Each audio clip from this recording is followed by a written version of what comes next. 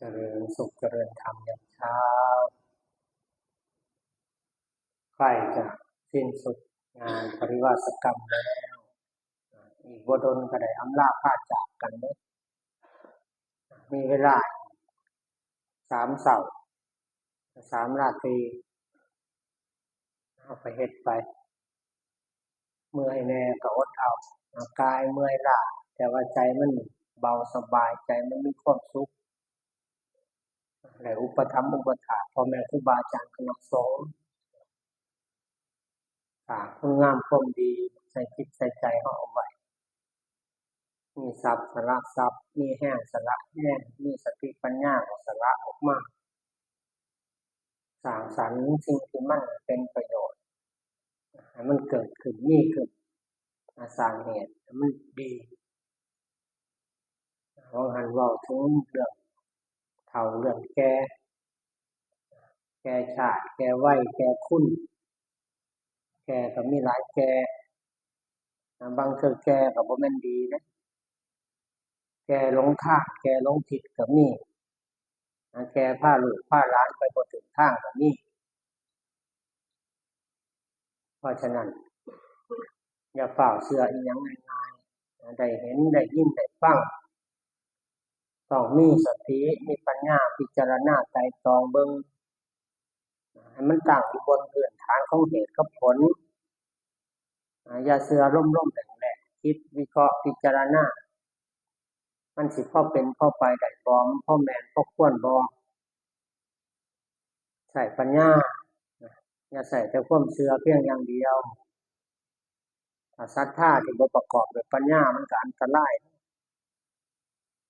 หลักธรรมคำสอนของพระพุทธเจ้าคือคำว่าศรัทธาของคนบางกลุ่มบางเหล่าปิดบังก็มีผู้เฒ่าผู้แก่พาเฮ็ดมาหลงทางกันมาประเพณีพิธีกรรมต่างๆมันยากที่สิปลดเปลื้องวางโลกเฮ็ดมาดนแล้วก็เสียดายบ่ถูกก็เสียดายบ่กล้าเอาถิ้มมองพากันเว้าก็ว่าพ่อแม่พาเฮ็ดนี่ล่ะเฮ็ดต่อกันไปบางเทื่อผู้เฒ่าลูกหลานเขามีความเห็นแตกต่างออกไปก็เอาความเป็นคนเฒ่าเอาความเป็นผู้เกิดก่อนไปบังคับไปครอบงำให้เขาเฮ็ดนำเฮ็ดตามต้นไม้ใหญ่มันก็งำไร่งำนาผู้เฒ่าผู้แก่คนใหญ่คนโตบ่พัฒนามันก็มางำเมืองงำบ้านพระผู้เฒ่าบ่พัฒนาก็งำวัดงำวาคือกันเนี่ยมันเฮ็ดให้บ่สามารถเจริญไปได้เพราะฉะนั้นเบิ่งให้ดีบางเทื่อการเปลี่ยนแปลงผู้เฒ่านี่เปลี่ยนยากเฮ็ดมาดนแล้วก็เลยหยุดในสิ่งที่เจ้าของเฮ็ดนั่นเอาความเป็นผู้เกิดก่อนนี่ล่ะสนับสนุนการกระทำของเจ้าของการเปลี่ยนแปลงบางเทื่อก็ต้องอาศัยGen ใหม่คนรุ่นใหม่เปลี่ยนแปลงบนพื้นฐานของความเป็นจริงโดยเฉพาะเรื่องราวเกี่ยวกับศาสนาพุทธนี่ล่ะทุกมื้อนี้เฮาติดอยู่กับประเพณีพิธีกรรมเฮาก็เลยเข้าบ่ถึงหลักธรรมคำสอนที่แท้จริงเฮาก็เลยบ่สามารถเอาประโยชน์จากคำสอนของพระพุทธเจ้าไปใช้ในการดำเนินชีวิตได้มันติดอยู่ตรงนี้ล่ะ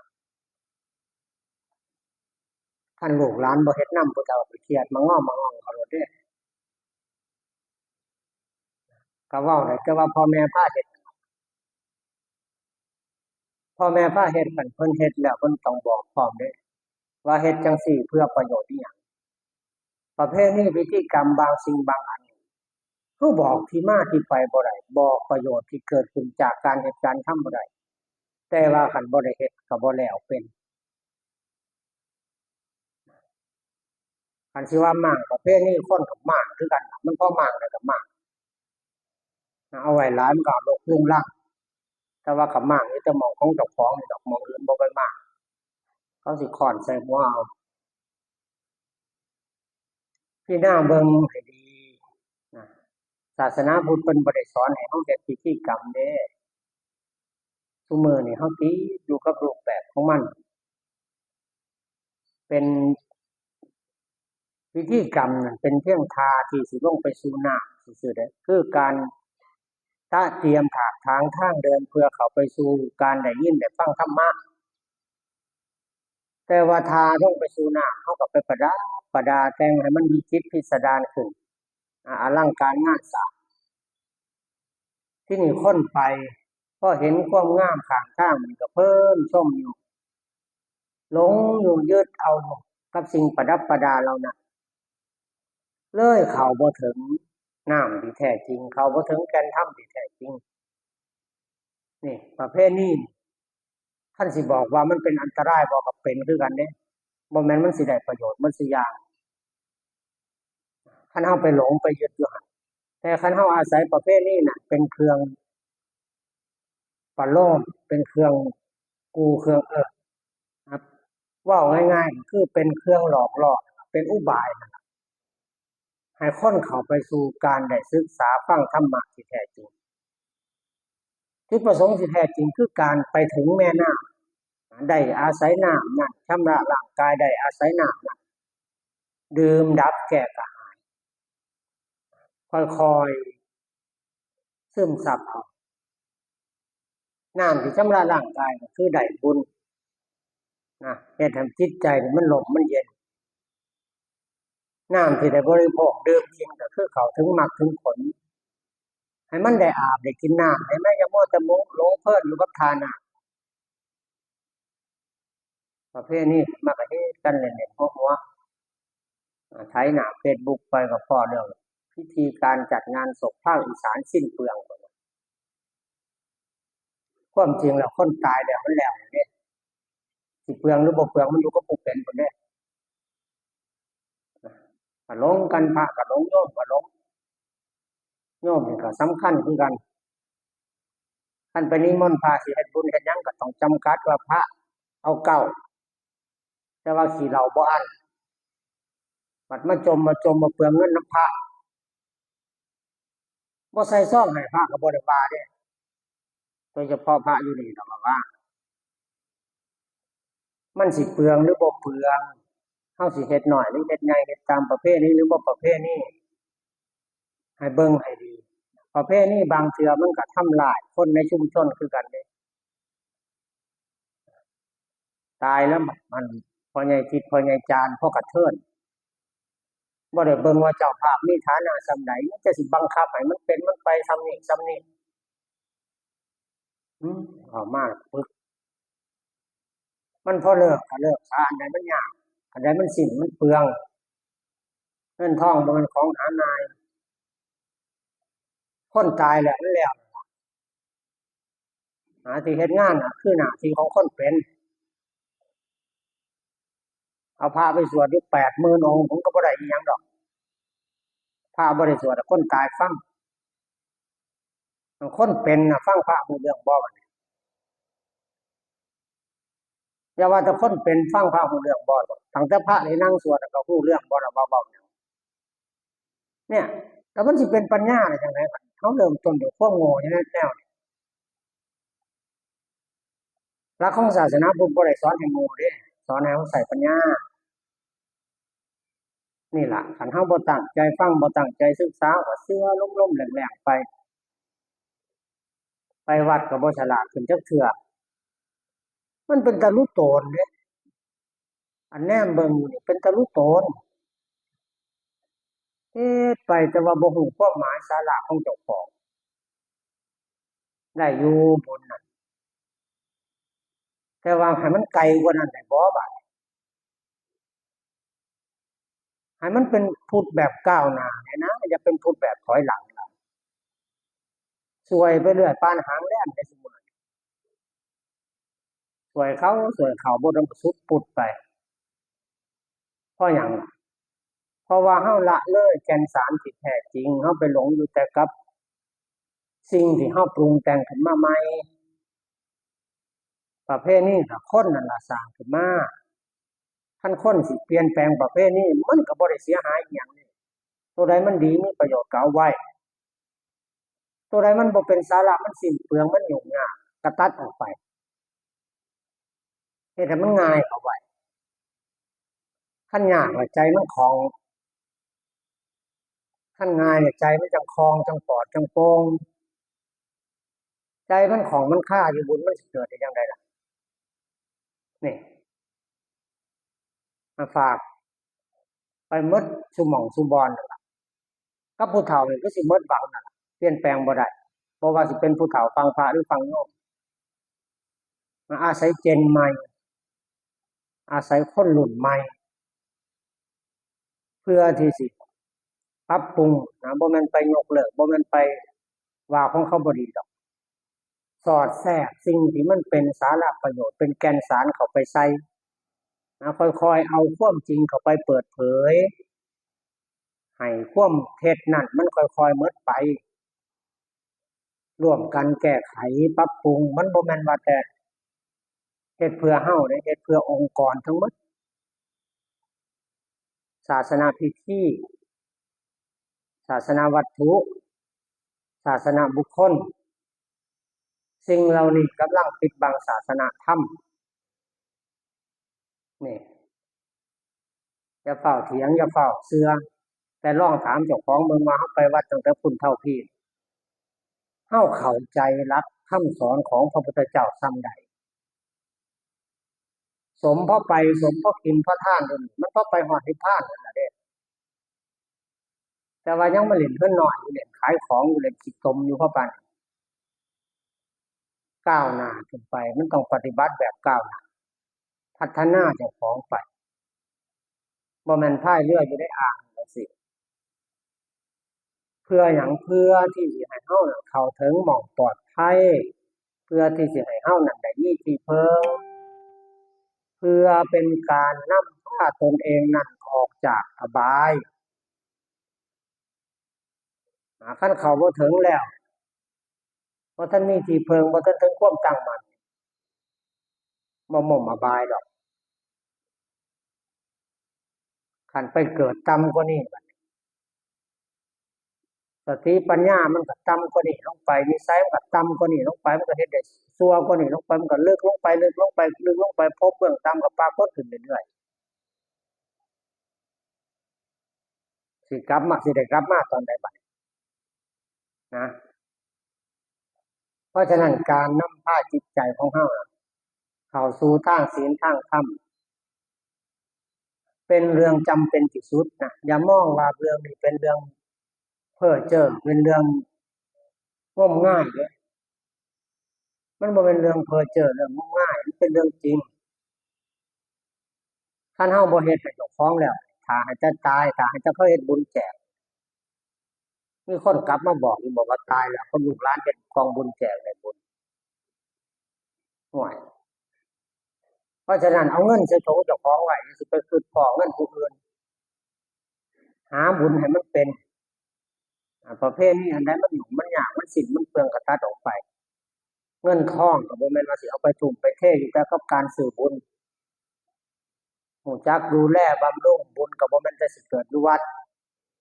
บางคนให้ทานดีๆแต่ว่าขี้ทีกับพ่อกับแม่ก็มีเด้บางคนก็ให้ทานดีแต่ว่าขี้ทีกับลูกกับหลานนี่เพราะว่าหยังมีซุหม้องล่ะคันทานประกาศแน่นี่โอ้ยได้หน้าได้ตาจกบ่อั้นกลับไปบ้านน่ะเศร้าต๊อบม็อบอยู่บุญมันเหี่ยวมันเมามันบ่แข็งแกร่งบ่เติบโตบุญนั่นก็ตายไปคือต้นไม้นั่นล่ะมันเฉาแล้วมันก็ตายไปมันต้องพอดีพอประมาณคอยเป็นคอยไปการทำก็ทำไปตามเหตุตามปัจจัยตามกำลังสติปัญญาสามารถของเฮาตามกำลังศรัทธาตามกำลังทรัพย์คันมีศรัทธาหลายให้ซองเบิ่งกระเป๋าเจ้าของแหน่ว่ามันพร้อมกันบ่กับศรัทธาคันมีทรัพย์หลายก็ให้ตรวจสอบเบิ่งศรัทธาเจ้าของแหน่ว่ามันพอดีกันบ่กับทรัพย์ถ้าทรัพย์หลายก็ให้ทานตามกำลังศรัทธาแต่ถ้าศรัทธาหลายแต่ จะให้ทานตามกำลังทรัพย์มันจังบ่เดือดร้อนเจ้าของมันจังบ่เบียดเบียนมันเฮ็ดมันทำฝึกนิสัยเอาไว้จากความตนีมันก็ค่อยๆจางคายไปมันบ่มีพิธีกรรมหยังเด้ตั้งใจเจตนาว่าสิถวายแม่นบ่ว่าแม่นบ่ได้กล่าวมันก็เป็นบุญล่ะเด้มันบ่ได้อยู่กับคำเว้าเด้แต่คำเว้านั้นเป็นเพียงสื่อชักนำให้จิตใจเฮาคล้อยตามไปกับสิ่งที่เฮาเว้าเพื่อให้ใจมันไหลไปทางนั้นสำคัญก็คือการแก้ไขเจตนาของเฮาเพราะฉะนั้นพิธีกรรมบ่มีหม้องใดถูกบ่มีหม้องใดผิดอย่าไปเอาจริงเอาจังกับมันไผสิเฮ็ดก็เฮ็ดไปก็แล้วแต่เขาคันเฮาเฮ็ดเองเฮาบ่อยากเฮ็ดมันยุ่งยากเฮาก็บ่เฮ็ดอย่าสิไปย้านแต่เขาว่าหลายอันผู้ว่าจักพอปานใดเด้ผู้ว่าหมู่น่ะเอาเป็นหยังคือเฮ็ดจังซี่พ่อใหญ่จักแล้วพ่อแม่พาเฮ็ดก็เฮ็ดไปซั่นล่ะนั่นบัดมองตอบซ้ำนี่แล้วลูกหลานสิเขาสิปฏิบัติต่อไปนี่สิเป็นจังไดล่ะมันต้องรู้ในสิ่งที่ทำในกิจที่ทำนี้มันต้องรู้ว่าเฮ็ดเพื่อหยังเฮ็ดแล้วมันได้หยังบ่แม่นว่าเฮ็ดเพราะมันแล้วๆไปซื่อ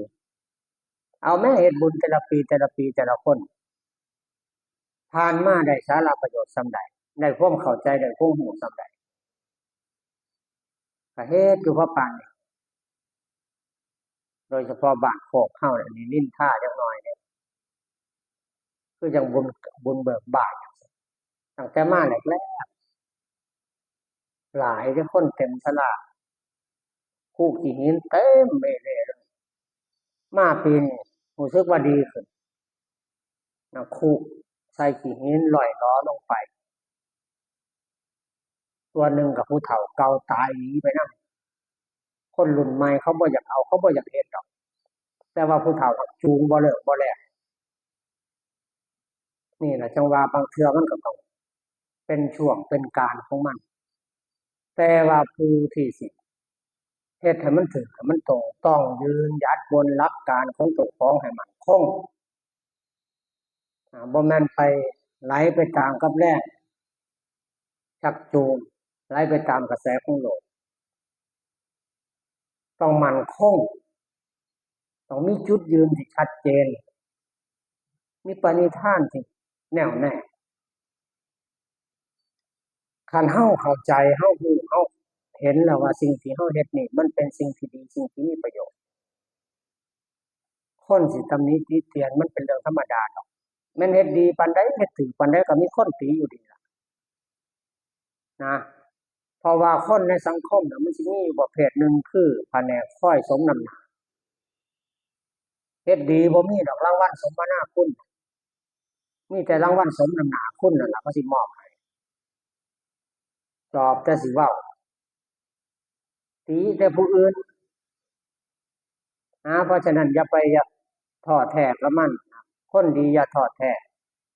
เมื่อมันชัดเจนในแนวทางที่เฮ็ดที่ถูกที่ควรแล้วก็อย่าได้หวั่นไหวคอยเฮ็ดคอยทำไปมันสิให้มากให้ผลในการพ่ายผักอย่าลืมว่าประเพณีเป็นเพียงพาลงสู่น้ำเท่านั้นมัวแต่ชมดอกไม้มัวแต่เล่นอยู่ข้างทางคุยกันเพลินหมดเวลาจังบัดนี้ตายก่อนบ่ลงบ่ฮอดน้ำซ้ำบ่ฮู้ฮอดจักน้ำว่ามันเป็นแนวใดบ่ฮู้ฮอดจักศีลจักธรรมว่ามันเป็นแนวใดนี่เพราะว่าติดอยู่แต่กับรูปแบบของมันเพราะฉะนั้นตั้งใจใหม่เด้อคันยังรักตัวของเจ้าของคันปรารถนาดีต่อเจ้าของก็เข้าให้มันถึงศีลถึงธรรมที่แท้จริงนำศีลนำธรรมที่พระพุทธเจ้าตรัสเอาไว้นั้นไปใส่ในการดำเนินชีวิตดำรงชีวิตอยู่ภายใต้กรอบของศีลธรรมของคุณงามความดีดำเนินชีวิตไปด้วยความมีสติปัญญาบ่แม่นอยู่แบบบ่ฮู้ไปก็บ่ฮู้มืดอยู่ตลอดเวลาบ่แม่นเดะเบิ่งให้มันดี ใจของเฮานี่ล่ะรักษาเอาไว้อย่าให้มันซัวคันใจบ่ซัวแล้วหม้องอื่นดีหมดแต่คันใจซัวแล้วบ่มีหม้องดีพอหม้องเพราะทั้งหมดมันออกไปจากใจมโนกรรมมโนปุพังขมาธัมมามโนเศรษฐามโนมยานี่เพราะฉะนั้นก็เบิ่งให้มันฮู้ให้มันเห็นเพิ่นเฮ็ดก็เฮ็ดไปประเภทนี้เฮาก็เฮ็ดนำเพิ่นได้อยู่ดอกแต่ว่าให้เฮาฮู้ความหมายในการเฮ็ดบ่แม่นว่าสิไปเอาเป็นจริงเป็นจังแล้วก็ผู้เฒ่าก็พอเลิกก็เลิกซะแล้วมันบ่เป็นสาระบ่โดนดอกเจ้าตายไปเขาก็เปลี่ยนคือเก่าล่ะพวกมรรคนายกพวกสอบแยงเย็นต่างๆเพราะฉะนั้นเบิ่งให้ดีอันใดมันพอเปลี่ยนพอง่ายให้มันง่ายขึ้นให้มันตรงขึ้นกับหลักที่พระพุทธเจ้าเพิ่นตรัสเอาไว้นั่นนะอย่าเอาความเห็นเจ้าของมาใหญ่กว่าพระพุทธเจ้าคันสิหวังประโยชน์หวังคุณเบื้องสูงก็จงศึกษาทำความเคารพในหลักธรรมคำสอนของพระศาสดาก็นำไปประพฤติปฏิบัติตามบ่แม่นนั่งกราบไหว้บูชาหลักศีลหลักธรรมซื่อๆแต่ว่าบ่เอาไปนำใส่จิตใส่ใจให้มันเกิดมีขึ้นในตนของเจ้าของมันก็สิสูญเปล่าเด้ตายถึงซื่อๆเด้กบเฒ่านั่งเฝ้ากอบัวบ่สามารถเอาประโยชน์บ่ฮู้บัวบานก็บ่ฮู้พูนเพิงอยู่ไกลๆพุ่นเขาบินมาตอมเขาได้น้ำหวานได้เกสรไปได้ความหอมไปส่วนกบเฒ่าก็นั่งเฝ้าอยู่นั่นล่ะฮ้องอบๆเอฟๆอยู่ครับตามเรื่องตามราวอันใดมันพอลดก็ลดอย่าให้มันยากอย่าให้มันเป็นเรื่องของความถูกใจหลายให้มันเป็นเรื่องของความถูกต้องแน่ฝากไปถึงสุผู้สุคนนั่นล่ะทั้งฟังพระก็ดีทั้งฟังโยมก็ดีฝากพระหนุ่มเน้นน้อยผู้บวชใหม่ให้ใส่ใจศึกษาพวกวัยรุ่นเก่าเปลี่ยนยากแล้วล่ะก็ดีอยู่ดอกเพิ่นสืบสานศาสนามาจนฮอดมื้อนี้แต่ว่าเฮาก็เอาดีของเพิ่นนั่นล่ะบ่ได้ไปทำลายเพิ่นดอกเอาดีของเพิ่นน่ะมาเฮ็ดให้มันยิ่งขึ้นไปต่อยอดขึ้นไปเพิ่นเปลี่ยนบ่ได้ก็ปล่อยเพิ่นไปแต่ว่าเฮาก็ย่างตามหลังผู้ใหญ่คันผู้ใหญ่ตกหลุมตกหล่องลงหุบลงเหวเฮามีตาอยู่นี่เฮาสิลงไปนำเพิ่นอยู่บ่เฮาก็หลีกออกเสียนี่บ่ได้ว่าไปสุกเพิ่นลงตื่มเด้มันห้ามบ่อยู่มันดึงบ่ฟังเอาก็แล้วแต่เจ้าสิเป็นแหล้วแต่ว่าผู้ย่างตามหลังมีตาเห็นหุงอยู่นี่สิลงอยู่บ่โค่นหม้องสกปรกเฮาก็เว้นออกไป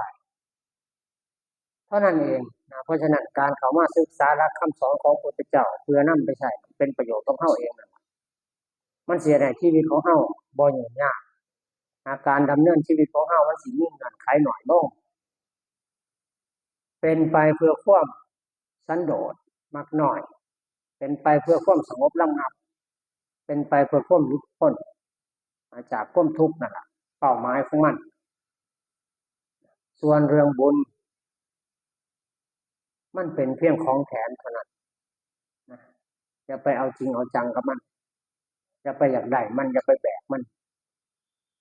แต่ว่าให้เฮ็ดแล้วให้มันเห็นผลในปัจจุบัน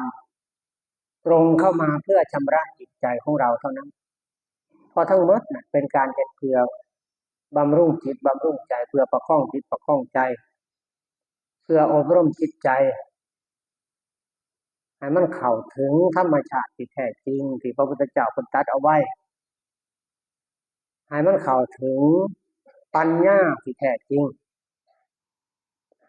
ถ้ามีปัญญามันก็บ่เป็นทุกข์ถ้ายังเป็นทุกข์อยู่ก็แสดงว่าบ่มีปัญญาเท่านั้นเองมีปัญญารักษาตนให้มันได้